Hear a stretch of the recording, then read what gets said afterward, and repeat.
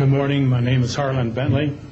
During 1957 and 1959, I was a PFC in the United States Army, stationed north of Washington, D.C. on the Nike Ajax missile base close to Olney, Maryland. In May, this month of 1958, about 6 a.m., I heard a noise outside that sounded like a pulsating transformer. I sat up in my bunk. I looked out the window. I saw a craft heading for the ground and crashed. Pieces broke off of that craft, immediately took off again. So there's a lot more to that story, but I've got to speed this up. Now, the next night, I was on radar duty. I get a call from the Gaithersburg missile base. He says, hey, I got 12 to 15 UFOs outside 50 to 100 feet above me. So I asked him, I said, what does it sound like? He took his head mic off, held it out the van window, and said, here. And the same sound I heard the previous morning, except a lot more of them.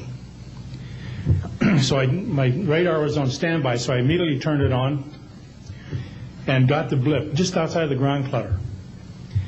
I marked it on my radar screen. And then for a few minutes later, all of a sudden they took off. As they took off, the sweep came around, hit the blip. The second, when it came around, it hit it again.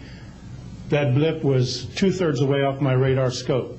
In order to get that far at a constant velocity was 17,000 miles an hour.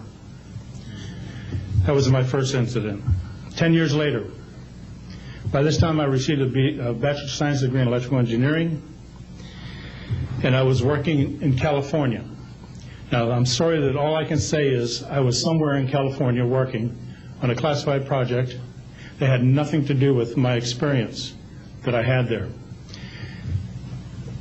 As I was working, and it was like 2 or 3 in the morning, California time, I heard a Houston astronaut communication link, comlink.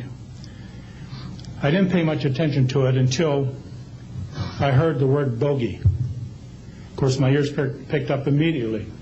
An unidentified flying object of some sort, whether it's a craft, meteorite, or whatever, was on a collision course with that module going to loop around the moon. So basically, I listened for some time, and then I stopped and went back to work. And then I heard, there they go. In the astronaut world, for some of you may or may not know this, there's a term called green turtle. And it used to be, I don't know if it is today or not, but it used to be is you're not allowed to use profanity over the net. And the first person that does that, whoever hears it first and says green turtle, that astronaut's got to buy that man and his entire family a dinner at the most expensive place at Cape Canaveral. Well, to end this real quick, one of them said, damn, they went off, the UFOs took off. He says, damn, that was fast. And somebody yelled, green turtle. And then he said another word, a synonym to crap. And then somebody else yelled, green turtle. And you could see him grit his teeth, because now he had to buy 2 expensive meals. And my particular experience, I will testify before Congress if necessary, and explain exactly what happened. Thank you.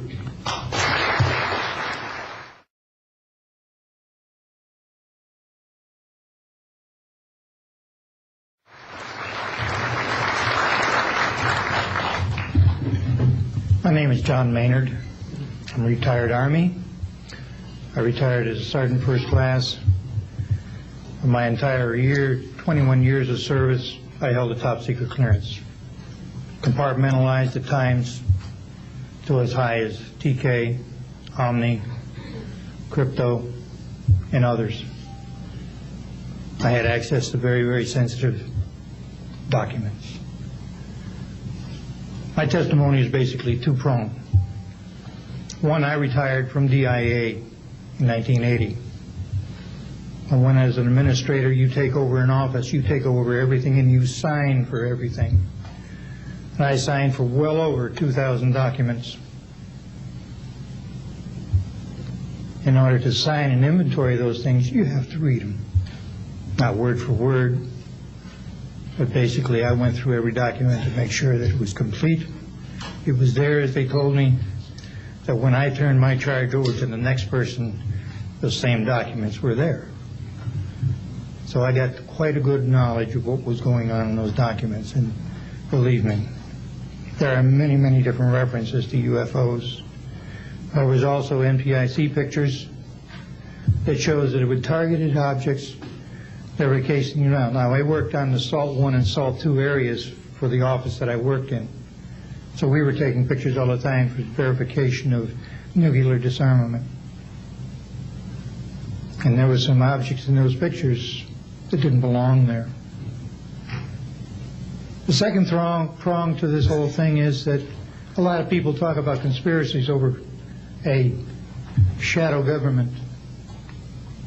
I'm willing to testify before Congress that these black operations do exist.